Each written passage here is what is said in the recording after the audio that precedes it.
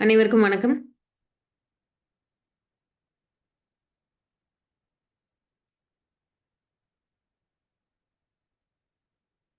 இரண்டு கேள்விகளோட நேற்று நிறைவு பண்ணோம். அந்த இரண்டு கேள்விகள்.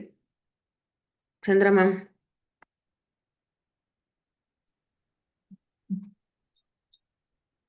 வணக்கம்மா. வணக்கம் மேம். கடவுள் இருக்கிறார்.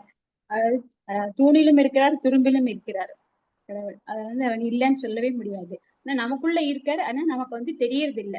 அதை நம்ம எங்க இருக்க நம்ம தெரிஞ்சுக்க முடியறது இல்ல. கண்ணால பார்க்க முடியல. ஆனா மனசுக்குள்ள அவர்தான் நம்மள இயக்குறதே அவர்தான். நம்ம அவரை நினைக்கிறோமோ இல்லையோ, அவர் நம்மள இயக்கின்றேதான் இருக்கார். ஓகே. இப்ப கடவுள் நம்ம இப்ப சாமி கும்பிடுறோம். வழக்கமா நம்மளோட பழக்கத்துல எத்தனை விதமான சாமி கும்பிடுறோம்? எல்லா வகையான எல்லா மத தெய்வங்களையும் நம்ம பண்றோம், வணங்குறோம். பாகுபாடு இல்லாத வணங்குறோம். ஒரு 5, 6 சாமி பேர் சொல்லுங்களேன். நீங்க வணங்கக்கூடிய பேர் எல்லாமே சொல்லுங்களேன்.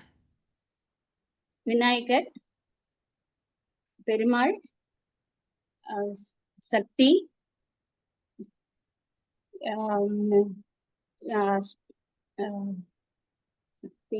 முருகர், ஐயப்பன். ஒரு 5 தெய்வங்களுடைய பெயர் சொல்லியிருக்காங்க.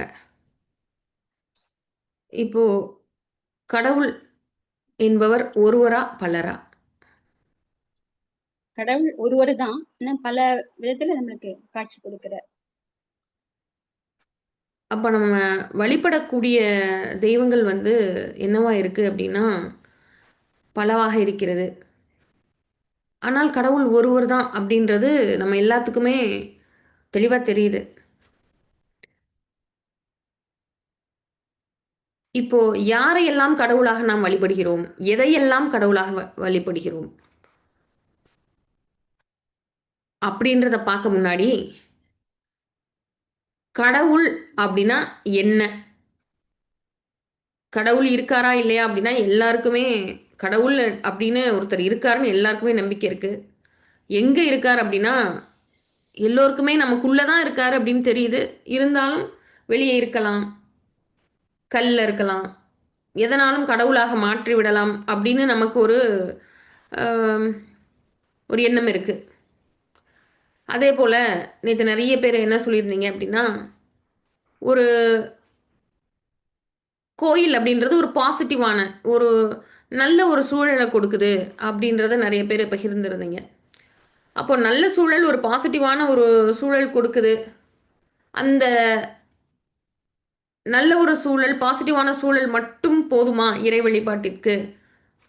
அப்படின்னு பார்க்கும் பொழுது, திரும்பவும் நம்ம முன்னர் இருந்த ஞானிகளையும், யோகிகளையும் துணைக்கு கூப்பிடுவோம்.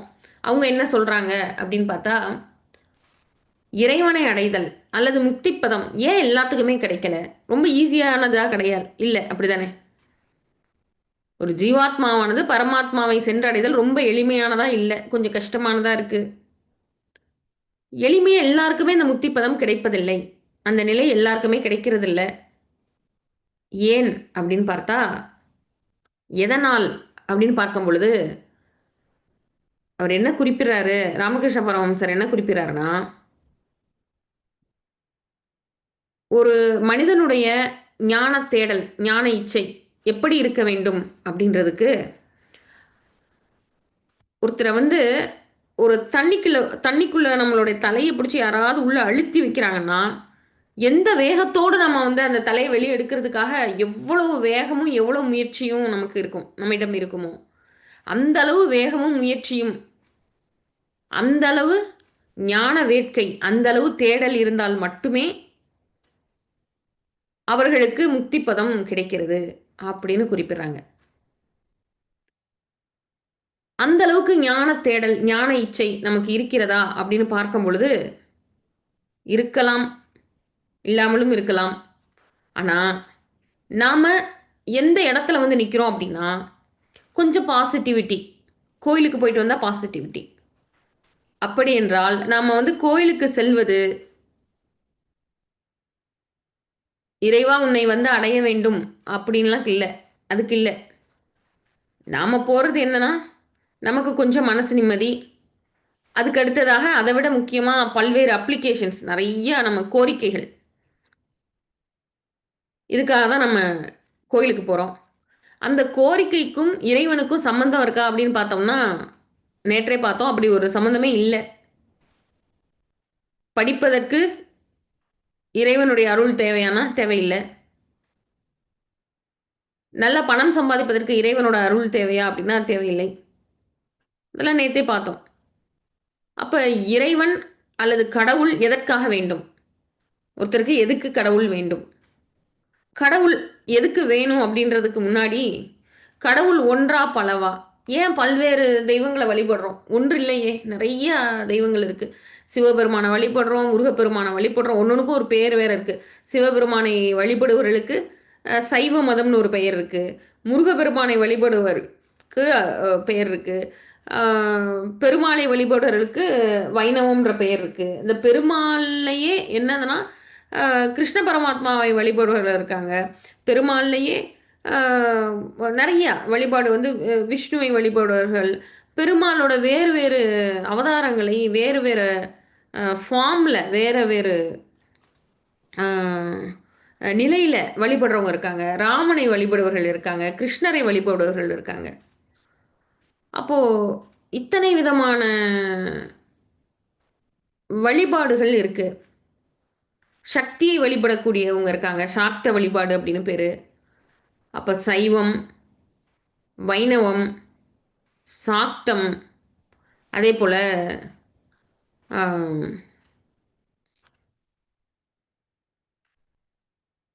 இயேசுவை வழிபடக்கூடியவர்கள் இருக்காங்க. அப்ப ஒரு ஒரு வழிபாட்டு முறைக்கும் மதம் வந்து வேற வேற பெயர். வேறு வேறு பெயர் இருக்கு. அப்ப வேறு வேறு பெயரில் வழிபடுபவர்கள், நம்ம யார வழிபடுறோம்? நாம் வழிபடுவது கடவுளையா? வேறு வேறு தெய்வங்களையா? நம்ம யாரெல்லாம் வழிபடுறோம்? அப்படின்னு பார்க்கும் பொழுது, யாரெல்லாம் வழிபடுறோம் அப்படின்னா, வந்த வந்த அவதார மூர்த்திகள் எல்லாத்தையும் வழிபடுறோம்.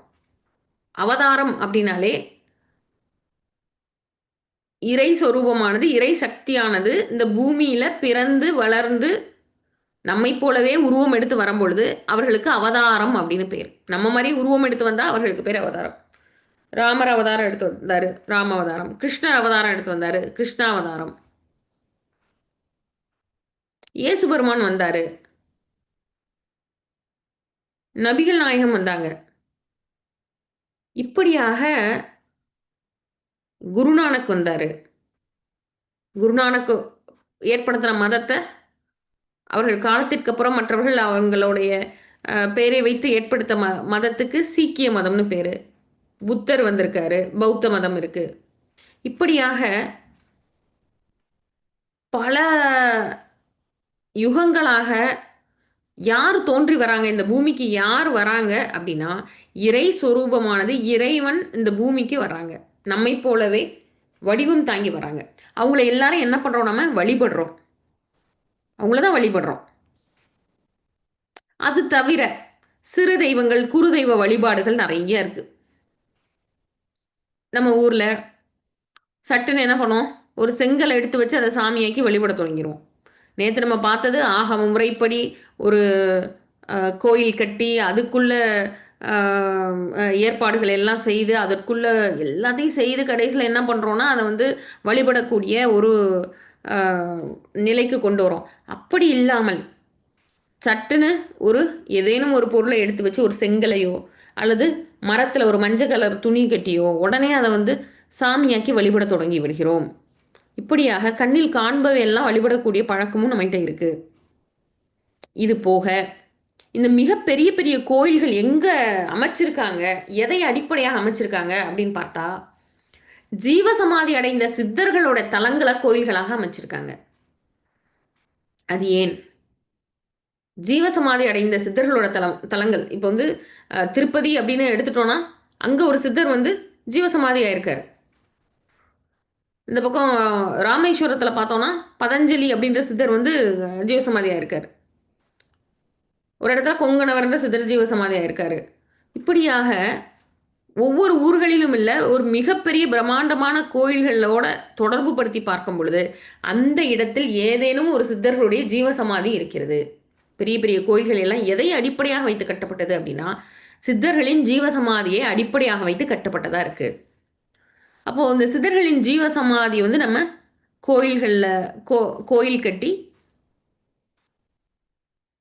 நம்ம வழிபடுறோம். இது தவிர குறியீட்டு தெய்வங்கள்னா எடுத்துக்காட்டுக்கு பார்த்தோம்னா, படிப்புக்கு ஒரு சாமி, வீரத்திற்கு ஒரு சாமி, செல்வம் சேர்றதுக்கு ஒரு சாமி. அதுன்னு ஒரு குறியீட்டு பேர் சொல்றோம். இப்ப மகாலட்சுமின்னு குறியீட்டு பேர் சொல்றோம். மகாலட்சுமி அப்படின்னு சொல்லும் பொழுதே, அது கூட என்ன எல்லாமே சேர்ந்துருது. நெறைய பணம், பொருள், தங்கம், வீடு, வாகனம், வசதி எல்லாமே அதுக்குள்ள அடக்கும். அப்ப தனித்தனியா எதையும் சொல்லாம, ஒரே வார்த்தையில என்ன சொல்றோம்? செல்வம் அப்படின்றதுக்கு லக்ஷ்மி அப்படின்னு முடிச்சிடுறோம். அப்ப கல்வி, நல்ல பாடம் படிக்கிறது, நல்ல வீணை வாசிப்பது, நல்ல வாய்ப்பாட்டு பாடுவது, பாடங்கள் எல்லாம் முதல் மதிப்பெண் வாங்கி தேர்றது, இது எல்லாத்தையும் என்னன்னு சொல்றோம்? இது எல்லாத்துக்கும் ஒரே ஒரு தெய்வத்த குறியீட்டு தெய்வம். அப்படி ஒருத்தவங்க இருக்காங்களான்னா, இல்ல. ஆனா என்ன பண்றோம் அப்படின்னா, ஒரு செட் ஆஃப் கேரக்டர்ஸ்க்கு எல்லாத்துக்கும் ஒரு தெய்வத்த எடுத்து வச்சு, இவங்க தான் அதற்கு அப்படின்னு நம்ம எடுத்து வச்சுர்றோம். அப்ப படிப்பு, பல்வேறு கலைகள் கத்துக்கிறது, இதுக்கெல்லாம் யார நம்ம சொல்றோம் அப்படின்னா, சரஸ்வதி அப்படின்னு ஒரு சாமிய சொல்றோம். இதே மாரி நெறைய இருக்கு. பாதுகாப்புக்கு இவங்க அப்படியாக இது எல்லாமே என்னன்னா குறியீட்டு தெய்வங்கள். தத்துவங்களை என்ன பண்றோம்? தெய்வமாக நம்ம என்ன பண்ணிர்றோம்? மாத்திர்றோம். மெய்ஞான தத்துவங்களை நம்ம என்ன பண்ணிர்றோம்? இறைவன் அப்படின்னு ஒரு பெயர் வச்சு, இப்ப சிவம் அப்படின்றது ஒரு தத்துவம். சிவலிங்கம் அப்படின்றது ஒரு தத்துவம். அப்ப அந்த தத்துவத்த என்ன பண்ணிர்றோம்? சிவபெருமானாகவும், பார்வதியாகவும் இப்படியாக ஒரு தத்துவ ரீதியான விஷயத்தையும் என்னன்னு பண்றோம்? தெய்வம்னு கும்பிடுறோம். அப்ப கடவுள்னு கணக்கு போட்டு கண்ண திறந்து பார்த்தா, எத்தனையோ விதமான கடவுள் இருக்காங்க. எத்தனையோ விதமான தெய்வங்கள் இருக்கிறது. கடவுள்னு சொல்றத விட எத்தனையோ விதமான தெய்வங்கள் இருக்கிறது. குரு சிறு சிறு ஊர்களே எத்தனையோ விதமான சிறு தெய்வங்கள் வழிபாடுன்னு சொல்லுவாங்க. இது மாரி பலவிதமான தெய்வங்கள் இருக்கு. இப்ப நம்ம கடவுள் வந்து எங்க இருக்காருன்னு பார்க்க முன்னாடி, கடவுள் அப்படின்றது ஒரு பொருளா, ஒரு வஸ்துவா, ஒரு மனிதரா? கடவுள் அப்படின்றது என்ன?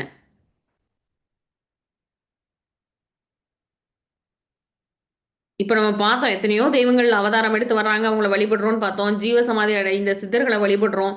இதெல்லாம் பார்த்தோம். இதெல்லாம் தாண்டி கடவுள் அப்படின்னு ஒரு சொல் இருக்கு இல்லையா? அந்த சொல்லுக்கு உரியது ஒரு மனிதனா? அல்லது அந்த சொல்லுக்கு உரியது ஒரு வஸ்து, ஏதாவது ஒரு ஒரு பொருளா? அல்லது அந்த சொல்லுக்கு உரியது நமக்குள் இருக்கிறதா? அந்த சொல்லுக்கு உரியது வேற ஏதாவது ஒரு இடத்துல இருக்கா? கடவுள் அப்படின்றது என்ன ஆக்சுவலி? இப்போ 2 நாளா, 3 நாளா நம்ம வந்து கடவுள் உள்ள இருக்காரா? வெளிய இருக்காரா? எங்க இருக்காரு? இதெல்லாம் பார்த்துட்டு இருந்தோம். முதல்ல கடவுள்னா என்னன்னு தெரியணும்ல. கடவுள் என்றால் ஆதியிலே ஆதியிலன்னா என்ன? இந்த பிரபஞ்சம் தோன்றக்கூடிய அந்த இடத்துல ஆதியில், ஆதிக்கு முன்னர் இந்த அனாதியில் ஒரு புள்ளியானது, ஒரு வஸ்துவானது இந்த உலகத்தை எல்லாம் படைக்குது. இந்த பிரம்மாண்டமான உலகத்தை அத்தனையும் ஒரு வஸ்துவானது, ஒரு புள்ளியானது படைக்கிறது இல்லையா? அந்த பொருளுக்கு பேர் தான் ஆதின்னு பேரு, கடவுள்னு பேரு, பரம்பொருள்னு அது அந்த பொருளுக்கு தான் பேரு. பரம்பொருள், பரபிரம்மம், ஆதி இப்படியெல்லாம் குறிப்பிடப்படுவது எது அப்படின்னா அந்த பொருள். எந்த பொருள்? இந்த உலகத்தை எல்லாம் படைத்த அந்த பொருள். இப்ப திரும்பவும் அப்ப எத்தனையோ சித்தர்கள் வந்தாங்க, ஜீவசமாதி அடைந்தார்களே! அவங்கெல்லாம் கடவுளா? அவங்கெல்லாம் தெய்வமா?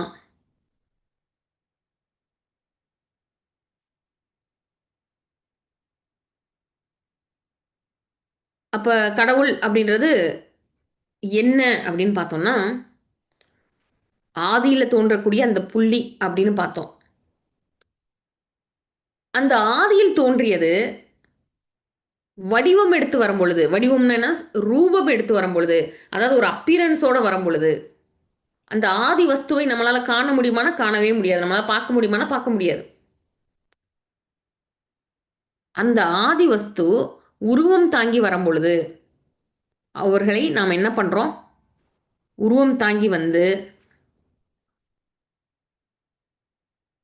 பல்வேறு நாடுகள்ல, பல்வேறு இடங்கள்ல, பல்வேறு காலங்கள்ல. பல்வேறு காலங்கள்ல. பல்வேறு காலங்கள்னா, மிக மிக முந்தைய காலமான திரேதா யுகத்துல இருக்கலாம், கிரேதா யுகத்துல இருக்கலாம், துவாபர யுகத்துல இருக்கலாம், கலியுகத்துல இருக்கலாம். இப்படியாக ஏதேனும் ஒரு காலகட்டத்தில் பிறந்த ஏதேனும் ஒரு உண்மையான அவதார மூர்த்தி, மெய்யான ஒரு அவதார மூர்த்தி இருக்காங்க. அவங்களையும் நம்ம வந்து தெய்வமாக வழிபடுறோம். அப்போ கடவுள் அப்படின்னு எடுத்துட்டோம்னா, எத்தனையோ விதமான கடவுள். 20 நம்மளுக்கு கடகடன்னு ஸ்பீடா சொன்னோம்னாலே ஒரு 20 பேர் வந்துரும். நெறைய பேர் வீட்ல உள்ள போய் பார்த்தீங்கன்னா, ஆம் பூஜை அறையில வரிசையா மேலருந்து கீழ வர கேப்பே விடாம என்ன இருக்கும்? எல்லாமே இருக்கும். இப்ப அம்மா குறிப்பிட்ட மாரி எல்லாத்தையும் தான் வழிபடுறோம். மேரி மாதா வழிபடணும்னு சொன்னா வழிபடுவோம் நம்ம. இயேசுவ வழிபடணும்னா வழிபடுவோம். நபிகள் நாயகத்த எல்லாத்தையுமே. புத்த பகவான வழிபடணுமா? சரி புத்த பகவான வழிபடுவோம். இப்படியாக நம்ம வழிபடக்கூடிய அவ்வளவு பேரும் இந்த பூமியில் அவதாரம் தாங்கி வந்திருக்காங்க. பல்வேறு காலகட்டங்கள்ல, பல்வேறு யுகங்கள்ல வாழ்ந்திருக்காங்க. ஒவ்வொருத்தரும் ஒரு காலகட்டத்தில வராங்க. ஒவ்வொருத்தரும் ஒரு இடத்துல வர்றாங்க. ஒரு ஏரியால வர்றாங்க. அவங்க வரக்கூடிய இடம் வேறாக இருக்கிறது. அவங்க வரக்கூடிய காலம் வேறாக இருக்கிறது. அதாவது ஒரு பெரிய தோட்டம். அந்த தோட்டத்துக்கு என்ன பண்றோம்? மொத்தமா அப்படியே தண்ணிய திறந்து விட்டு அவ்வளத்துக்கும் தண்ணி பாய்ச்ச முடியுமா? முடியாது. அப்ப என்ன பண்றோம்? தோட்டத்த என்ன பண்றோம்னா, பாத்தி கட்டுறோம். பாத்தி கட்டுறதுனா, பார்ட் பார்ட்டா பிரிக்கிறோம். ஒரு 2 ஏக்கர் தோட்டம். அத என்ன பண்றோம்? 10, 10 சென்ட்டா என்ன பண்றோம்? பாத்தி பாத்தியா பிரிச்சுர்றோம். பிரிச்சுட்டு, ஒரு நாளைக்கு ஒரு பாத்திக்கு தண்ணி போகும். ஒரு சைடு ஃபுல்லா தண்ணி போகும். இன்னொரு நாளைக்கு இன்னொரு பக்கம் ஃபுல்லா தண்ணி போகும். அடுத்து இன்னொரு நாளைக்கு இன்னொரு பக்கம் ஃபுல்லா தண்ணி போகும். அப்ப இத கற்பனை பண்ணிக்கங்க. அப்ப ஒரு யுகத்தில் ஏதோ ஒரு இடத்தில் ஒரு அவதார மூர்த்தி தோன்றியிருப்பாங்க. அடுத்து வேற ஒரு யுகத்துல வேற ஒருத்தர் தோன்றியிருப்பாங்க. இன்னும் சில காலம் கழித்து வேறொரு அவதார மூர்த்தி தோன்றியிருப்பாங்க. இப்படியாக ஒரே மதம்னு எடுத்துட்டா கூட, அதிலேயே பல்வேறு விதமான தெய்வ வழிபாடு இருக்கு. பக்தி மார்க்கத்த பத்தி சொல்லக்கூடிய ஒரு அற்புதமான கதை இருக்கு. இது நம்ம டாபிக்குள்ள வராட்டாலும் நம்ம இத நம்ம பார்ப்போம். எந்த மார்க்கத்தில் இறைவனை அடையலாம்? பக்தி மார்க்கத்திலா? ஞான மார்க்கத்திலா? யோக மார்க்கத்திலா? என்ன விதத்தில நம்ம இறைவனை அடையலாம்? முதல்ல கடவுள் என்பது என்னன்றத நம்ம ஆராய்ச்சி முடிச்சுருவோம். முடிச்சுட்டு அதுக்கப்புறமா இதுக்கு வருவோம். அதுக்கு முன்னாடி ஒரு சின்ன கதை. ஒரு வைணவர் இருக்காரு. வைஷ்ணவர். அவருக்கு வந்து கிருஷ்ண பரமாத்மானா அவ்ளோ பிடிக்கும். அதுலயும் குழந்தை கண்ணன்னா அவருக்கு ரொம்ப ரொம்ப பிடிக்கும். அவரு கிருஷ்ண பரமாத்மாவை தவிர பெருமாள் பெருமாள் வந்து அவதாரம் எடுத்த வேற அவதாரங்கள கூட வழிபட மாட்டாரு. கிருஷ்ண பரமாத்மாவை தவிர வேற யாரையுமே வழிபட மாட்டார். ராமர் வந்து அதே பெருமாளுடைய அவதாரம் தான். ஆனா ராமர வழிபடுவாருன்னா வழிபட மாட்டாரு. அவரோட ஒரு மூர்க்கத்தனமான ஒரு பக்தி எப்படியாக இருந்தது அப்படின்னா, நான் கிருஷ்ண பரமாத்மாவை நான் டெய்லி வழிபடுவேன். நான் எப்பாடுபட்டாவது கிருஷ்ண பரமாத்மாவை நான் பார்த்துருவேன். எப்படியாவது அவர் வந்து நேரா எனக்கு தரிசனம் குடுத்துருவாரு. நான் இந்த குழந்தை கண்ணன் வடிவத்தில தரிசனம் குடுப்பாரு. இந்த குழந்தை கண்ணனை நான் எப்படியாவது பார்த்து விடுவேன் அப்படின்னு சொல்லிட்டு, பல வருஷமா என்ன பண்றாரு, ஒரு சின்ன ஒரு கிருஷ்ணர் பொம்மை வச்சிருக்காரு. ஒரு குழந்தை கண்ணனுடைய ஒரு சிலை, ஒரு பொம்மை வச்சிருக்காரு. அத வச்சு என்ன பண்றாரு, டெய்லி அதுக்கு வந்து வழிபட்டு அஹ், தினமும் என்ன நினைக்கிறாரு அப்படின்னா, நான் எப்படியாவது இந்த இந்த கண்ணன், இந்த குழந்தை கண்ணன், இந்த குழந்தை வடிவத்திலேயே நமக்கு வந்து காட்சி கொடுப்பாங்கன்னு அவர் முழுசா நம்புறாரு.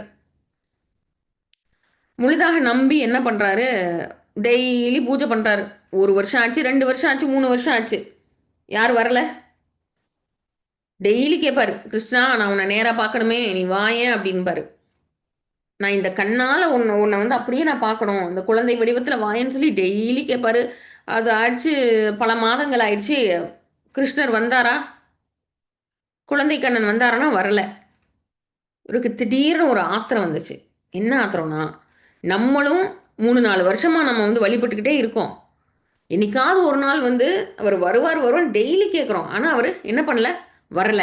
அதனால என்ன பண்ணுவோம்னா, கோபமாகி அந்த கிருஷ்ணர் சிலையை எடுத்து அவர் வீட்டில் இருக்கக்கூடிய பரண் மேலே தூக்கி போட்டுறாரு. இதான் வரலைல. இப்போ என்ன தெரியுமா பண்ணுறாரு, அதை தூக்கி போட்டு ராம அவதாரம், ராமன் லக்ஷ்மணன் சீதை அனுமாரோடு இருக்கக்கூடிய ஒரு திரும்ப ஒரு நல்ல கலர் பண்ண நல்ல ஒரு அழகான ஒரு பொம்மையை வாங்கிறார். ஏற்கனவே இருக்கக்கூடிய கிருஷ்ணரோட சிலையை தூக்கி பரண் மேலே போட்டாச்சு. இப்போ நான் இனிமேல் உன்னை வழிபட போகிறதில்ல அப்படின்னு முடிவு எடுத்துட்டு, இனிமேல் நான் ராமரை வழிபட்டுக் கொள்கிறேன் அப்படின்னு சொல்லிட்டு ராமரோட ஒரு திரும்பவும் ராமரோட ஒரு சிலையை வாங்கி வச்சு வழிபடுறாரு. முதல் நாள் வழிபாடு அன்னைக்கு தான் கிருஷ்ணருக்கு இல்லாம ராம அவதாரத்தை அன்னைக்கு தான் ஃபர்ஸ்ட் ஃபர்ஸ்ட் வழிபடுறாரு. அப்போ என்ன பண்றாரு அப்படின்னா, வழிபடும் பொழுது, ராமா நீயாவது எனக்கு காட்சி கொடு, இந்த கிருஷ்ணர் தான் எனக்கு காட்சி கொடுக்கவே மாட்டேன்ட்டார், நீயாவது எனக்கு காட்சி கொடு அப்படின்னு சொல்லிட்டு அவர் வழக்கமாக வழிபடும் பொழுது நல்ல சாம்பிராணி புகையெல்லாம் போட்டு வழிபடுறது அவரோட பழக்கம். அதே போல் அன்னைக்கு என்ன பண்ணுறாரு, நல்லா ஊதுபத்தி பொருத்தி வச்சு சாம்பிராணி புகையெல்லாம் போட்டு ராமரை வழிபடுகிறார். இவ்வளோ நாள் கிருஷ்ணரை தேடி தேடி பார்த்தாரு, அவர் வரலன்னொடனே ராமரை வழிபடுறது போயிட்டு ராமரை வழிபடுறார். அப்போது இந்த தூபம் காமிக்கும் பொழுது, இந்த சாம்பிராணி போட்டு புகையெல்லாம் வரும் இல்லையா, அதை வந்து காண்பிக்கும் பொழுது, தூபம் காண்பிக்கும் பொழுது என்ன ஆகுது, ராமாவதாரத்துக்கு தூபம் காண்பிக்கும் பொழுது அந்த புகை மேலே செல்கிறது. எங்க வர போகுது அப்படின்னா பரன் மேல வர போகுது.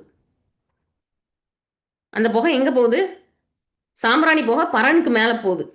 அப்ப இவருக்கு ஒரே ஆத்திரம். பரன் மேல யார் இருக்கா, கிருஷ்ணனோட சிலையை தூக்கி போட்டார். நேரம் இங்கிருந்து புகை பரன் மேல போகுது. அவருக்கு ஆத்திரமான ஆத்திரம். அந்த புகையிட்ட போய் சண்டை போடுறாரு. அந்த புகை என்ன பண்றாரு, சீக்கிரமா வேகமா கையை வச்சு புகைய அந்த பக்கம் இந்த பக்கம் தட்டி விடுறாரு. மேல போகாத நீ, மேல அந்த கிருஷ்ணனோட சிலை, அந்த மேல அந்த கிருஷ்ணா இருக்கான், நீ வந்து அங்க போகக்கூடாது, மேல அங்க வந்து கிருஷ்ணர் இருக்காரு, நீ நீ அந்த புகையெல்லாம் அந்த பக்கம் போகக்கூடாது, அவருக்கு வழிபாடு கிடையாது இனிமே அப்படின்னு சொல்லி ஆத்திரமா என்ன பண்றாரு, மேல போகக்கூடிய சாம்பிராணி புகைய போக விடாம சீக்கிரமா கையை வச்சு விசிறி தடுக்கிறாரு. அப்பொழுது ஒரு நிகழ்வு நடக்குது. என்ன அப்படின்னா, பரன் மேல இருந்து நிஜமாவே உருவத்தோடு குழந்தை கண்ணன் இவர் எட்டி பார்க்கிறார். அப்படியே அவர் பரவசமாயி கிருஷ்ண பரமாத்மாட்ட என்ன கேட்கிறாருன்னா, இத்தனை வருஷமா வழிபட்டனே, இத்தனை வருஷமா உங்களை வழிபட்டுட்டு இருந்தேன், இங்க வரல, உங்களை பார்க்கணும்னு இத்தனை வருஷமா நான் பாடுபட்டேன். இப்ப நான் ராமாவதாரத்தை வழிபடும் பொழுது இன்னைக்கு வந்து எனக்கு காட்சி கொடுக்குறங்களே, ஏன் அப்படின்னு கேட்கும் பொழுது அதுக்கு கிருஷ்ண பரமாத்மா என்ன சொன்னாருன்னா, இவ்வளவு நாளா நீ வழிபட்ட, நான் இருக்கனோ இல்லையோன்னு உனக்கு ஒரு சந்தேகம் உள்ள இருந்தது, நான் வருவனோ மாட்டனோ, நான் வர சொல்றேன், ஆனாலும் நான் இருக்கனா இல்லையான்னு ஒரு சந்தேகம், நான் வருவனா மாட்டனான்னு ஒரு சந்தேகம் உனக்குள்ள இருந்தது. ஆனால் முதல் முறையாக இன்னைக்கு தான் 100% நான் இருக்கேன்னு நினைச்சு எனக்கு அந்த புகை எக்காரணம் கொண்டு அந்த சாம்பிராணி புகை போயிடக்கூடாதுன்ற வேகத்துல என்ன பண்ண, நிச்சயமா நான் இருக்கேன்றத இன்னைக்கு தான் முழுசா நீ நம்பியிருக்க, அதனாலதான் இன்னைக்கு உனக்கு நான் காட்சி கொடுக்குறேன் அப்படின்னு சொல்றாரு. இது வந்து பக்தி மார்க்கத்தை விளக்குவதற்கான ஒரு அற்புதமான கதை. ஆனா இதுல இருந்து நம்ம எடுத்துக்க வேண்டியது என்ன அப்படின்னா, நம்மளுக்குன்னு இஷ்ட தெய்வங்கள் இருக்கு, அதை தான் வழிபடுவோம். ஒரு வைஷ்ணவரா இருந்தா கூட ராமரை வழிபடுறவங்களும் இருக்காங்க, கிருஷ்ணரை வழிபடுறவங்களும் இருக்காங்க. அதுலயும் கிருஷ்ணரை அர்ஜுனனுக்கு உபதேசம் கொடுப்புற மாதிரி அந்த பெரிய கிருஷ்ணரை வழிபடுறவங்க இருக்காங்க, குழந்தை கண்ணனை வழிபடுறவங்களும் இருக்காங்க. அப்ப நமக்கு ஆளாளுக்கு ஒரு இஷ்ட தெய்வம் இருக்கு. ஆளாளுக்கு வழிபடுறதுக்கு ஒண்ணொண்ணு இருக்கு. பெரிய லிஸ்ட்டே வச்சிருக்கோம் நம்ம. அப்ப கடவுள் என்பது என்ன? கடவுள் என்பது யார்? அது ஒருவரா? பலரா? ஒருவர மட்டும் வழிபட்டா போதாதா? பலரையும் வழிபடணுமா? எல்லாத்தையும் வழிபட்டே ஆக வேண்டுமா? கடவுள் வழிபாட்டுனால என்ன கிடைக்கப் போகிறது அப்படின்றத டாபிக்கே நம்ம பேசல. அது ஒரு கேள்வியாக நிற்குது. கடவுள் வழிபாடு எதற்கு அப்படின்ற ஒரு கேள்வியா நிக்குது. இப்ப கடவுள் என்பது என்ன? இப்படி பல பல விஷயங்கள கடவுள்னு சொல்றோமே. உண்மையிலே கடவுள் என்பது ஒரு வஸ்துவா? ஒரு மனிதரா? ஒரு பொருளா? ஒரு மனிதரா? ஏதோ ஒரு நம்மள விட அதிகமான சூப்பர் பவர்ஸ் இருக்க சக்தி வாய்ந்த ஒரு மனிதரா? அல்லது கடவுள் என்பது ஒரு வஸ்து அல்லது ஒரு பொருளா? ஒரு புள்ளியா?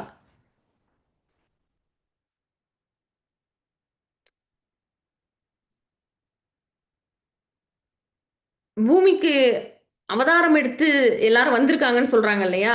அது உண்மையா? பொய்யா? உண்மை. கிருஷ்ண பரமாத்மா கட்டாயமா இந்த பூமியில பிறந்து வந்திருக்காரா? அல்லது அது கற்பனை கதையா? மகாபாரதம் உண்மையாகவே மகாபாரத போர் யுத்தம்லாம் நிகழ்ந்ததா? அல்லது அது ஒரு கற்பனை கதையா? ராமாயணம் உண்மையிலே நடந்ததா? அல்லது அது ஒரு கற்பனை கதையா?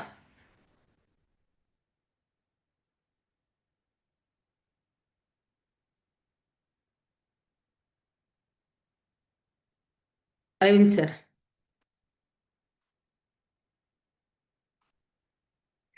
உண்மையில் நடந்தது. இப்ப ராமாயணம், மகாபாரதம் எல்லாமே உண்மையில் உண்மையில் நடந்தது. நடந்திருக்கு. அப்போ அவர்கள்லாம் அந்த பூமிக்கு அவங்கள என்னன்னு நம்ம குறிப்பிடுறோம்னா, அவங்கள தான் இறைவனா வழிபடுறோம். அப்போ அவங்க இந்த பூமிக்கு வந்து அவதாரம் எடுத்து பிறந்து வந்தது உண்மையா? இந்த பூமியில தான் வாழ்ந்தாங்களா? வானலோகத்துல இருந்தாங்களா? பூமியில பிறந்து வாழ்ந்தார்கள். அது பூமியில் உதாரணம். அது உதாரணம் அயோத்தி. அஹ் அப்புறம் கிருஷ்ணர் பிறந்த அந்த துவாரகை இந்தியாவில் இருக்கு. நெறைய பேரு கிருஷ்ணர் பிறந்தது இங்க தான் அப்படின்னு சொல்லி சவுத்துல கிளைம் பண்றாங்க. துவாரகை நார்த்ல இல்ல, சவுத்துல தான் இருக்கு அப்படின்னு கிளைம் பண்றவங்களும் நெறைய பேர் இருக்காங்க. ஜஸ்ட் ஃபார் ஒரு இன்ஃபர்மேஷனுக்காக. கிருஷ்ணர் பிறந்து வளர்ந்ததாக சொல்லப்படுகிற அந்த இடத்துல கிருஷ்ணருக்கோ அல்லது பஞ்ச பாண்டவர்களுக்கோ சிலை இருக்கா அப்படின்னா இல்ல. இங்க திருநெல்வேலி பக்கம் இருக்கவங்க, தாமிரபரணி ஆத்தோரத்துல இருக்கக்கூடிய எந்த ஊர்ல இருக்கவங்களா இருந்தாலும் உங்க எல்லாருக்கும் தெரியும். யாராவது திருநெல்வேலிக்காரங்க இருந்தாங்க அப்படின்னா மெசேஜ் அனுப்புங்க. எல்லா பஞ்சபாண்டவர் சிலைகளும் அங்க தான் இருக்கு. பாஞ்சாலி அம்மன் கோயில் இருக்கு. பாஞ்சாலி சிலை இருக்கு. அர்ஜுனன் சிலை இருக்கு. எல்லாமே அந்த ஆத்தங்கரையோரத்துல தாமிரபரணி ஆற்றங் கரையோரத்துல பார்த்தீங்கன்னா, அத்தனை பேருக்கும் பஞ்சபாண்டவர்களுக்கும் கோயிலும், சிலையும் சின்ன சின்னது, சிறுசு, பெருசு அவ்வளவு இருக்கிறது. சரி, எங்க வந்திருக்காங்க அப்படின்றது நமக்கு உள்ள டிஸ்பியூட்டோ, சந்தேகமோ இருந்தாலும் கட்டாயம் வந்திருக்காங்க. இந்த அவதார மூர்த்திகள் இந்த பூமியில வந்திருக்காங்க. இப்ப நம்ம முருகப்பெருமான்னா, எங்கேயோ இருக்கவரு அப்படின்னு நம்ம நெனச்சு தான் வழிபடுறோம். எங்கேயோ இருக்கவருன்னு நெனச்சு வழிபடுறோம். ஆனா, அந்த சுப்பிரமணிய கடவுள், முருகப்பெருமான் எங்க வராரு அப்படின்னா, இந்த பூமியில அவதாரம் எடுத்து வர்றாங்க. நம்மள மாரியே கை, கால்களோடு இங்க வந்து இந்த பூமியில வாழ்ந்து மற்றவர்களுக்கு வழிகாட்டி இருக்காங்க. இப்ப அப்பேற்பட்ட அவதாரங்கள், அவதார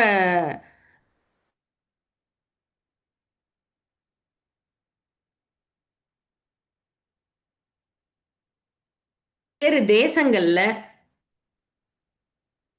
வெவ்வேறு உருவத்துல எல்லாரும் ஒரே மாரி அப்பியரன்ஸ்ல வரல. வேறு வேறு உருவத்துல இப்ப இந்த பூமியில வந்து பல்வேறு காலகட்டங்கள்ல தொடங்கியிருக்காங்க. அ வாழ்ந்திருக்காங்க. அவங்கள வந்து நம்ம கடவுளாக வழிபடத் தொடங்கிவிட்டோம். இப்ப திரும்ப. அப்ப கடவுள் அப்படின்னு எடுத்துட்டா நெறைய பேர் ஆயிடுறாங்களே! அப்ப என்ன பண்றது? ஒருவர் அல்ல நெறைய பேர் ஆயிடுறாங்க. நம்ம யார வழிபடுவது? கடவுளிடம் சென்று அடைய வேண்டும் நம்ம எல்லாருக்கும் தெரியுது. எல்லாரும் நம்ம பேசிக்கிறோம். எல்லாரும் ஆசைப்படலாம். எல்லாருக்குமே அந்த இச்சை இருக்கு, எல்லாத்துக்குமே அந்த விருப்பம் இருக்கிறது. கடவுள் அப்படின்றது யாரு அப்படின்னே தெரியாம நம்ம என்ன பண்றோம்? கடவுள்ட்ட கையேந்துகிறோம். கடவுள்ட்ட எதுக்கு கையேந்தணும்னு தெரியாம என்ன பண்றோம்? பெரிய ஒரு லிஸ்ட்ட போட்டு நம்ம என்ன பண்றோம்? கையேந்துகிறோம். கடவுள் அப்படின்றவர என்ன பண்றோம்? அவரத்தான் நான் முழுசா நம்புறேன் அப்படின்னு நம்ம சொல்றோம். எல்லாருக்கும் கடவுள் நம்பிக்கை இருக்கு. முழுசா நம்புறோம். எல்லாருக்குமே கடவுள் நம்பிக்கை இருக்கு. கடவுள் நம்பிக்கை இருக்கவங்க தான் இங்க எல்லாருமே நம்ம கூடியிருக்கோம். எந்த அளவில் இருக்கிறது? நம்முடைய கடவுள் நம்பிக்கை எந்த அளவில் இருக்கிறது? நம்ம நேத்து கூட பல பேர் சொன்னாங்க. பாசிட்டிவிட்டி அப்படின்னு சொன்னாங்க. ஒரு ரிலாக்சேஷன். ஒரு 4 கோரிக்கை. அப்ப நமது கடவுள் நம்பிக்கை எந்த அளவில் இருக்கிறது அப்படின்னா, ஒரு பாசிட்டிவிட்டி, ஒரு ரிலாக்சேஷன், 4 கோரிக்கை என்ற அளவில் இருக்கிறது. அந்த அந்த லிமிட்ல இருக்கு. ஆனால் மெய்ஞான இச்சை ஒருத்தருக்கு இருக்கு, வருது, எனக்கு முக்தி வேணும் அப்படின்னா, இந்த ரிலாக்சேஷன் முக்தியை கொடுக்குமா? ஒரு இடத்துக்கு போறோம், ஒரு கோயிலுக்கு போறோம். நம்மளுக்கு ஒரு 40 பிரச்சனை இருக்கு. ஒரு 20 பிரச்சனைய என்ன பண்ணிர்றோம்? அங்க ஒப்படைச்சிர்றோம். ஒப்படைக்க கூட இல்ல. சும்மா போயிட்டு நம்ம சொல்லிர்றோம். அதுக்கு எடுத்துக்காட்டுக்கு ஒரு கதை பார்ப்போம். இந்த கதை மேபி அந்த ஏற்கனவே நம்ம சேனல்ல இருக்கலாம். இந்த கதை வந்து 2 விஷயத்துக்குமான ஒரு ஒரு சின்ன வித்தியாசத்த நம்மளுக்கு உணர்த்தக்கூடிய கதை. கடவுள் நம்பிக்கை குறித்த ஒரு கதை. என்ன அப்டின்னா, ஒரு கலைக்கூத்தாடி இருக்காரு. கலைக்கூத்தாடின்னா எல்லாருக்கும் தெரியும்ல? அவர் என்ன பண்றாரு? உயரமான 2 கம்பு, அதுல மேல ஒரு கயிறு கட்டியிருக்காங்க. அந்த கயிறு மேல அந்த உயரமான அ இடத்துல என்ன பண்றாரு? ஒரு நடுவுல கையில ஒரு அ கட்டைய வச்சுட்டு என்ன பண்றாரு? ஒரு ஒரு ஒரு குச்சிய வச்சுட்டு நடக்கிறாரு. எங்கருந்து எங்க நடக்கிறாரு? ஒரு ஓரத்துலருந்து இன்னொரு ஓரத்துக்கு நடக்கிறாரு. மிக ரொம்ப உயரத்துல இருக்கு. கீழ விழுந்தா அவ்வளோதான். அந்த அளவு உயரமா இருக்கு. அந்த உயரத்துல என்ன பண்றாரு? கீழ விழாம பேலன்ஸ் பண்ணி நடக்கிறாரு. அத கலைக்கூத்தாடி. அத வந்து அ என்னன்னு சொல்லுவாங்க அப்டின்னா, அப்ப கீழ இருந்து பார்க்குறவங்க எல்லாம், இது வந்து எங்க நடக்குது அப்டின்னா, ஒரு சர்க்கஸ் கூடாரத்தில் நடக்கிறது. அப்ப சர்க்கஸ் சர்க்கஸ் வந்து பார்க்கறவங்க எல்லாம் ஆரவாரித்து கிளாப் பண்றாங்க, கை தட்டுறாங்க. ச்சே! எவ்ளோ உயரத்துல வந்து எவ்ளோ பேலன்ஸ் பண்ணி நடக்கிறாரு அப்டின்னு சொல்லிட்டு. சரி அடுத்து என்ன பண்றாரு, அந்த ஒரு கம்பு வச்சுட்டு நடந்தார் இல்லையா? அந்த கம்பு கீழ போட்டுட்டு 2 கைகளையும் விரிச்சு பேலன்ஸ் பண்ணிட்டு, ஆ கயிறோட ஒரு எண்டுல இருந்து ஒரு இடத்துல இருந்து அந்த கடைசி அ எண்டு வர ஒரு இடத்துல இருந்து கயிறோட இன்னொரு ஒரு அ முடிவு வர கயிறுல நடக்கிறாரு. கைகள வச்சு பேலன்ஸ் பண்ணிட்டு. அப்ப கூட்டம் அத விட அதிகமா என்ன பண்ணுது? ஆரவாரம் பண்ணி கை தட்டுது. ஏன்னா, அ க கம்பு தான் பேலன்ஸ் இருந்தது. அதுவும் இல்ல கை வச்சு பேலன்ஸ் பண்ணி நடக்கிறார். அதுக்கு அடுத்து என்ன பண்றாரு அப்டின்னா, பேலன்ஸ் வந்து கைகள நீட்டி பேலன்ஸ் பண்ணாம, கைகளை கட்டிக்கொண்டு அந்த கயிற்றின் மீது நடக்கிறாரு. அத பார்த்தா அந்த கூட்டத்துக்கு அத விட ஆரவாரம் நெறைய உற்சாகப்படுத்துறாங்க அவர. அப்ப அடுத்து என்ன பண்றாரு அப்டின்னா, தனது குழந்தையை தனது குழந்தையை தூக்கிட்டு அவ்ளோ பெரிய உயரத்துல நடக்கிறார். அப்ப அவரு நடக்கலாம். சரி. அவரோட குழந்தைய தூக்கிட்டு அவ்ளோ பெரிய உயரத்துல அங்கருந்து இங்க வர நடக்கிறார். அப்போ பார்த்தா, எல்லாம் அவருக்கு எக்கச்சக்கமா என்ன பண்றாங்க, அந்த சர்க்கஸ்க்கு வந்த அத்தன பேரும், கையில இருக்க காசெல்லாம் அ தூக்கி போடுறாங்க அந்த கிரவுண்டுக்குள்ள. எல்லாரும் கை தட்டி ஆரவாரம் பண்றாங்க. ஏன்? குழந்தைய தூக்கிட்டு அவ்ளோ பெரிய உயரத்துல கயிறுல ஒரு கார்னர்லேருந்து இன்னொரு அ கார்னர் வர நடந்துட்டாரு. இப்ப முதல் முறை, 2வது முறை, 3வது முறை, 4 முறை நடந்தாச்சு. இப்ப கீழ இறங்கிட்டு அவரு என்ன கேட்கிறாருன்னா, "உங்களுக்கு நம்பிக்கை இருக்கா என் மேல? நான் கயிறு மேல குழந்தைய தூக்கிட்டு நடந்துருவேன் நம்பிக்கை இருக்கான்னு?" கேட்கிறாரு. எல்லாரும் என்ன சொல்றாங்க? "நம்பிக்கை இருக்கா?" இத்தன தடவ நடந்துட்டார்ல. கட்டாயம் நம்பிக்கை இருக்கு. கட்டாயமா என்ன இருக்கு? நம்பிக்கை இருக்கு. குழந்தைய தூக்கிட்டு நீங்க கயிறு மேல நடந்துருவீங்கன்னு கட்டாயமா நான் நம்புறோம். நம்பிக்கை இருக்கு. அப்ப திரும்ப கேட்கிறாரு. "என்ன நம்புறீங்களா? என் மேல நம்பிக்கை இருக்கா?" அப்படின்னு கேட்கிறாரு. நிச்சயமா நம்புறோம். உங்க மேல நம்பிக்கை இருக்கு. நீங்க குழந்தைய தூக்கிட்டு கயிறு ஒரு ஓரத்துலருந்து இன்னொரு ஓரம் நடந்துருவீங்க. இன்னொரு ஒரு முறை கூட நீங்க நடங்க அப்படின்னு சொல்லி எல்லாரும் சொல்றாங்க. அப்போ அவர் என்ன பண்றாரு?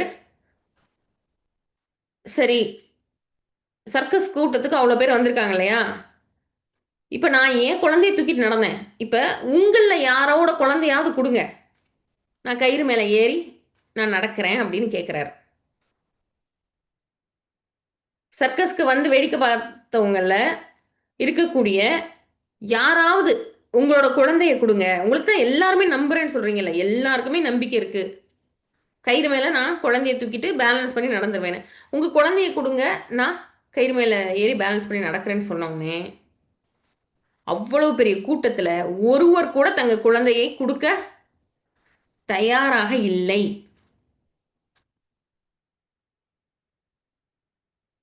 நாம கடவுள் மேல வச்சிருக்க நம்பிக்கையின் அளவும் இதுதான். எது? உங்க குழந்தைய தூக்கிட்டு நீங்க நடங்க. நாங்க வேடிக்கை பார்க்குறோம், கை தட்டுறோம், நம்புறோம். ஆனா, என்ட்ட இருந்து எதையாவது ஒண்ணு கேட்டுட்டீங்க அப்படின்னா, என்ன ஆகும்? நிச்சயமாக அதற்கு என்ன பண்ண மாட்டோம். நம்மளால என்ன பண்ண முடியாது? அதை ஏற்றுக்கொள்ள முடியாது. நிச்சயமா நம்மளால அத பண்ண முடியாது. இது நம்பிக்கைக்கும், சரணாகதிக்கும் இருக்கக்கூடிய நூலளவு வித்தியாசம் இதுதான்.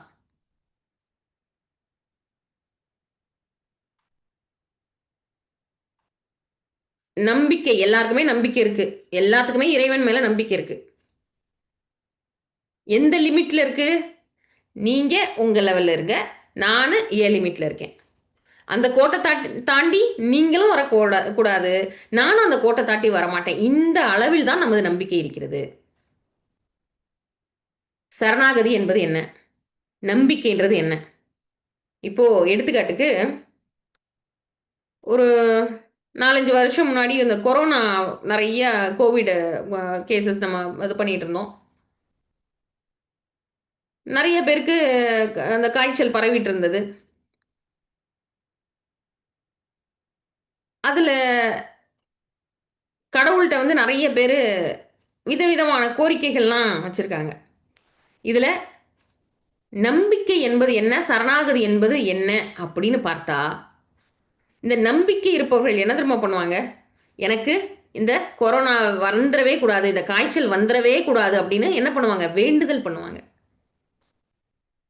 எனக்கு கொரோனா வந்துறவே கூடாது, எனக்கு காய்ச்சல் வந்துறவே கூடாது. இந்த சரணாகதியில இருக்கவங்க என்ன தெரியுமா பண்ணுவாங்க?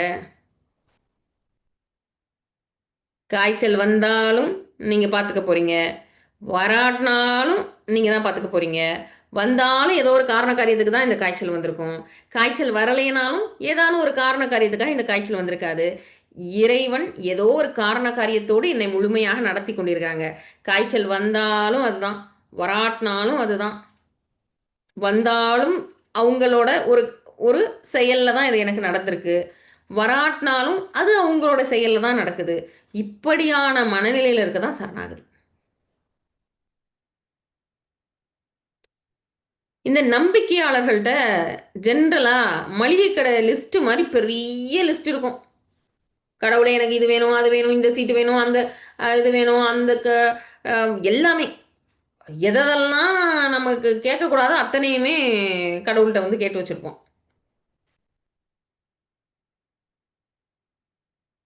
எனக்கு தெரிந்த ஒரு நண்பர்.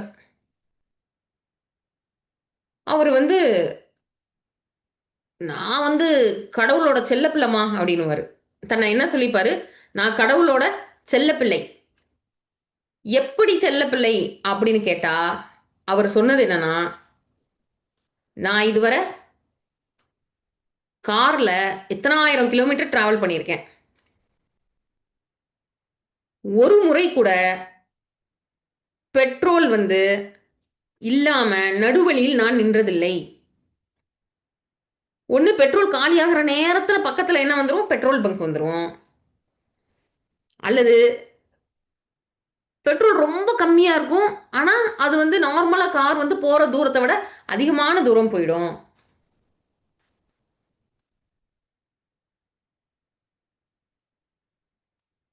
இதுதான் இந்த அளவில் தான் நமது கடவுள் நம்பிக்கை இருக்கிறது. நம்மளோட எல்லாருக்கும் நம்பிக்கை இருக்கு. ஆனா எந்த அளவில் இருக்கிறது அப்படின்னு பார்த்தா இந்த அளவில். அப்ப பெட்ரோல் டேங்க்ல பெட்ரோல் ஃபில் ஆகாதது ஒரு சாதாரண விஷயம். அது என்ன பண்ணலாம்? தற்செயலாக யாருக்கு வேணா நடக்கலாம் இந்த இது. அப்பதான் நான் சொன்னேன், சார் நானும் எத்தனாயிரம் கிலோமீட்டர் டிராவல் பண்ணியிருக்கேன். நானும் பெட்ரோல் காலியா போயி நீங்களாவது 4 வீலர்ல தான் போயிருக்கீங்க. நான் 2 வீலர்ல வந்து ஊர் விட்டு ஊர் ஃபுல்லா 2 வீலர்ல தான் போவேன்.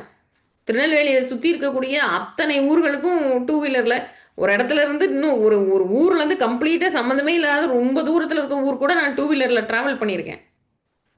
எனக்கும் ஒரு தடவை கூட பெட்ரோல் அது மாதிரிலாம் காலியா போய் நான் நடுவுல நின்னு அவஸ்தைப்பட்டதில்ல. அப்படின்னு சொன்ன உடனே அவர் சொன்னாரு, "ஆமா, நீங்களும் கடவுளோட செல்லப்பிள்ளை தான். அதனால உங்களுக்கு அப்படி நடந்திருக்கு" அப்படின்ட்டாரு. அப்ப நம்மளுடைய கடவுள் நம்பிக்கை அப்படின்றது எந்த அளவில் இருக்கிறது? கடவுளை எந்த இடத்துல நம்ம வச்சிருக்கோம் அப்படின்னு பார்த்தா, நமக்கு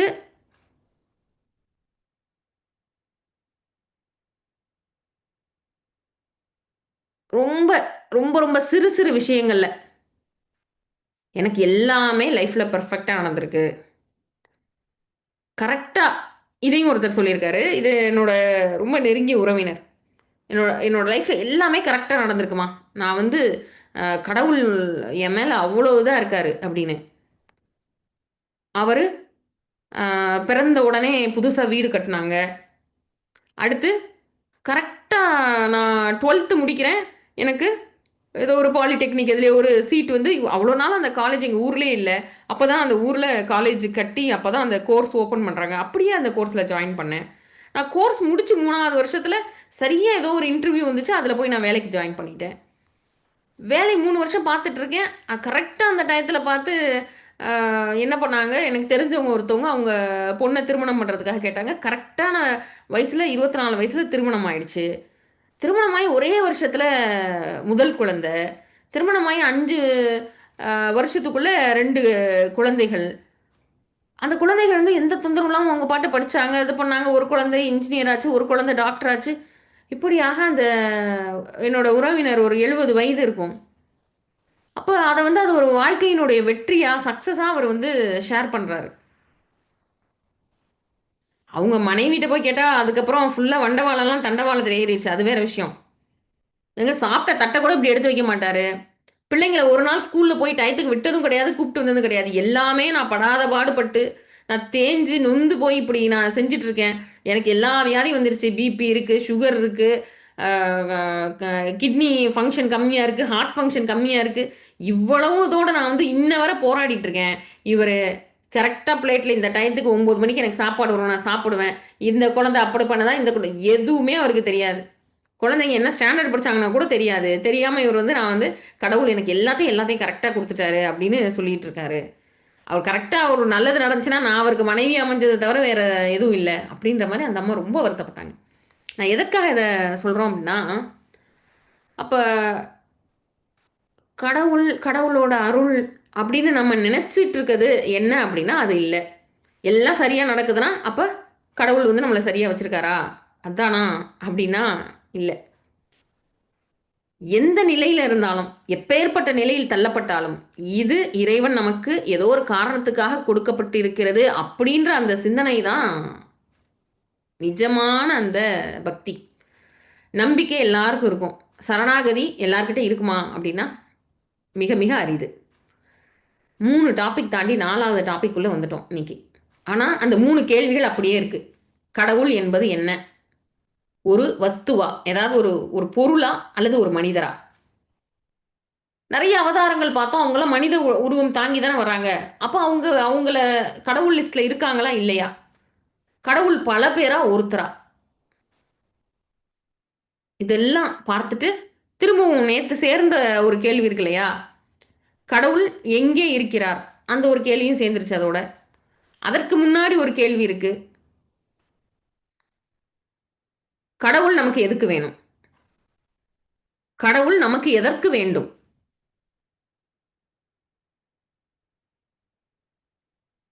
இந்த கேள்விகளோடு இன்று நிறைவு பண்ணுவோம். பழனிக்குமார் சார். வணக்கம் மேடம். வணக்கம் சார்.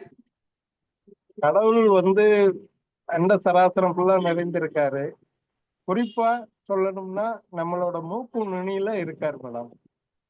ஏன்னு கேட்டா அவரு எதுக்கு வேணுங்கிற கேள்வி வர்றப்ப 2 காரணத்துக்காக வேணும் மேடம். நம்ம மூச்சு உள்ள போய் வெளியே வர்றதுக்கு இறைவன் துணை வேணும். இன்னொன்னு நம்ம மூச்சு நிக்கிறப்ப இறைவனோட ஆன்மா கலக்கிறதுக்கு இறைவன் துணை வேண்டும் மேடம். இது 2 தான் என்னோட கருத்து மேடம். சரி, இப்ப பள்ளிக்குமார் சார் வந்து ஒரு ஒரு கருத்து சொல்லியிருக்காங்க. அந்த கருத்து குறித்து நீங்க என்ன நினைக்கிறீங்க அப்படின்றத கமெண்ட் பாக்ஸ்லயோ அல்லது நம்மளுடைய குழுவுலையோ கட்டாயமா பகிர்ந்துக்கோங்க. பள்ளிக்குமார் சார் சொன்ன கருத்து என்ன அப்படின்றத நான் திரும்ப எடுத்து சொல்றேன். நாம் மூச்சு விடுவதற்கு கடவுள் வேண்டும். அதனால கடவுள் இருக்கும் இடம் அப்படின்னு அவங்க தெரிவிக்கிறது என்ன, மூக்கு நுனியில இருக்காங்க அப்படின்னு தெரிவிக்கிறாங்க. நான் மூச்சு விடுவதற்கு கடவுள் வேண்டும். இறுதியில மூச்சு நிற்காமல் இருப்பதற்கு அல்லது அந்த நேரத்தில் வந்து நம்ம வந்து கடவுள் வந்து நமக்கு வேணும் அப்படின்னு அஹ், ஐயா நீங்க சொன்னதை சரியா இன்டர்பிரட் பண்ணியிருக்கனா?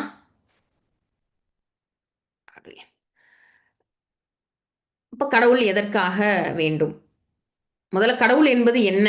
அது ஒரு வஸ்துவா, ஒரு பொருளா, ஒரு மனிதரா, ஒரு அவதாரமா, அல்லது இதெல்லாம் இல்லாத ஒரு தத்துவமா? இதெல்லாம் இல்ல. கடவுள்ன்றது ஒரு பொருள், எதுவுமே இல்ல. ஒரு தத்துவம். தத்துவம்னா என்னன்னா, இப்போ ஒரு சிவம் சக்தின்னு சொல்றோம். அது ஒரு தத்துவம். வெப்பம் குளிர்ச்சின்னு சொல்றோம். அது ஏதாவது ஒரு பொருளான்னு பார்த்தா இல்ல. அது ஒரு உண்மை, ஒரு ஒரு தத்துவம். வெப்பம் ஒரு தத்துவம், குளிர்ச்சி ஒரு தத்துவம். அப்ப கடவுள் என்பது ஒரு வஸ்துவா, ஒரு பொருளா, தத்துவமா? இதெல்லாம் நீங்க தேடணும். எதுலயாவது ரெஃபரன்ஸ் தேடி கண்டுபிடிக்கணும் அப்படின்னா, ஒரு 3, 4 வார்த்தை சொல்றேன். கடவுள்,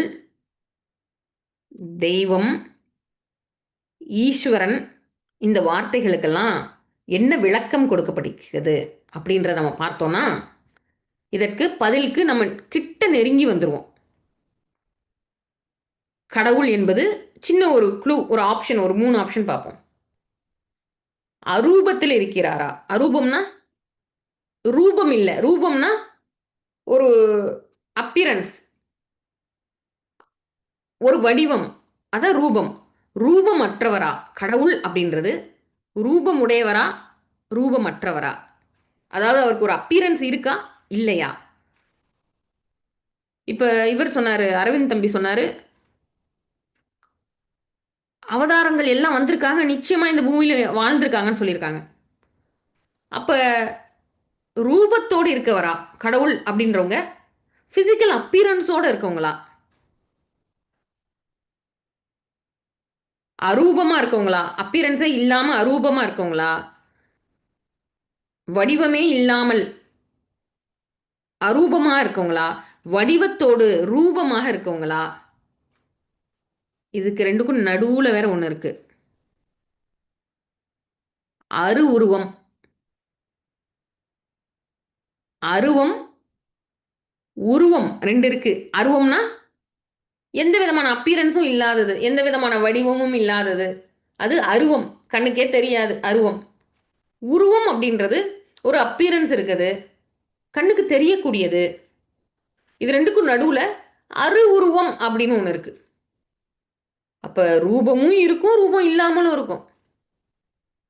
இதுல கடவுள் அப்படின்றது என்ன? நம்ம இந்த சிந்தனையோடு இன்று நம்ம நிறைவு பண்ணுவோம். மீண்டும் நம்ம வந்து ஞாயிற்றுக்கிழமை நம்மளோட எப்பவுமே எல்லா செஷன்ஸ்லயும் ஞாயிற்றுக்கிழமை வழக்கமாக விடுமுறை எப்பவுமே இருக்கும். நாளை விடுமுறையா அல்லது இதுவரை நம்ம 5 நாட்களோ 6 நாட்கள் கடந்து வந்திருக்கோமா? எத்தனை நாட்கள் நம்ம கடந்து வந்திருக்கோம்? அப்ப நாம 5 நாட்கள் கடந்து வந்த எல்லாத்தையும் கன்சாலிடேஷனை நம்ம வந்து 6வது நாளான நாளைக்கு பார்ப்போமா? அப்படின்றத நாளை வந்து நம்ம குரூப்ல இது பண்ணலாம். இதுவரை பார்த்தது என்ன அப்படின்னா, கடவுள் அப்படின்ற ஒன்றை பத்தி பார்த்தோம்.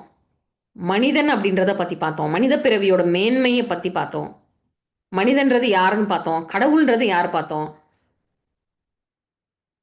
ஜீவாத்மானா என்னன்னு பார்த்தோம். பரமாத்மானா என்னன்னு பார்த்தோம்.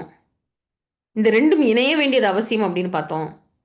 அப்ப அப்ப பரமாத்மான்றத பத்தி ஆராய்ச்சி பண்ணி போகும்போது உள்ள வந்து அது விரிந்து கொண்டே போகிறது. கடவுள்னா என்ன?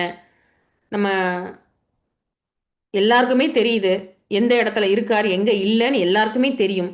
ஆனா தெரிந்தும் வந்து நம்ம சில விஷயங்கள திரும்ப திரும்ப பழக்கத்தினால் நம்ம செய்றோம். நம்ம செய்றது சரியா? தவறா? இது எல்லாத்துக்கும் மேல கடவுளுக்கும் மனிதனுக்கும் என்ன தொடர்பு? என்ன கனெக்டிவிட்டி? எப்படி தொடர்பு கொள்வது? அப்படின்லாம் தெரியும் முன்னாடி கடவுள் என்பது என்ன? ஒரு வஸ்துவா? ஒரு உருவமா? ஒரு அருவமா? அல்லது அருவுருவமா? கடவுள் என்பது என்ன? எந்த நிலையில் இருப்பது பேரு கடவுள்னு பெயர் சொல்றோம்? மனித ரூபத்துல தான் கடவுள் இருக்காங்களா? அல்லது அருவத்துல ரூபமற்று இருக்காங்களா? இந்த மாரி பல்வேறு கேள்விகளோடு இன்றைய நாளை நம்ம நிறைவு பண்ணுவோம். இந்த கேள்விகளுக்கு எல்லாம் விடை இருக்கிறது. விடைய வந்து நம்ம சித்தர் பெருமக்களும், அது மாரி 6 அறிவுன்றதுக்கு விடை நம்ம பார்க்கவே இல்ல இதுவர. 6வது அறிவு என்ன? அத பயன்படுத்துறோமா என்னன்றத விடை பார்த்தோமான்னா பார்க்கவே இல்ல. ஓரளவு தொட்டு தொட்டு சொன்ன நம்ம அது விஷயத்த பத்தி பேசினோமே ஒழிய, 5 அறிவு ஜீவராசிகள் மாரி நம்ம இருக்கோம். அத விட மோசமா இருக்கோம். அத விட மட்டமா இருக்கோன்ற வர முடிஞ்சது.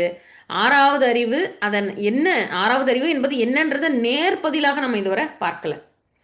இப்ப ஒரு ஒரு நாள் செஷன்லயும் ஒரு ஒரு கேள்வியோடு நம்ம கடந்து கடந்து வந்துக்கிட்டே இருக்கோம். முடிந்தால் அந்த கேள்விகளை ஏதாவது ஒரு டைரியில குறிப்பெடுத்துக்கோங்க. அந்த கேள்விகளை பத்தி சிந்திச்சு பார்ப்போம். நமக்கு மட்டுமே மனித இனத்திற்கு மட்டுமே கொடுக்கப்பட்ட இந்த சிந்தனை அறிவ வந்து பயன்படுத்தி பார்ப்போம். அத யூஸ் பண்ணி பார்ப்போம். அது பாவம் யூஸ் பண்ணாம அந்த கோடாரி துருப்பிடிச்சு கிடக்குது, மொட்டையா கிடக்குது.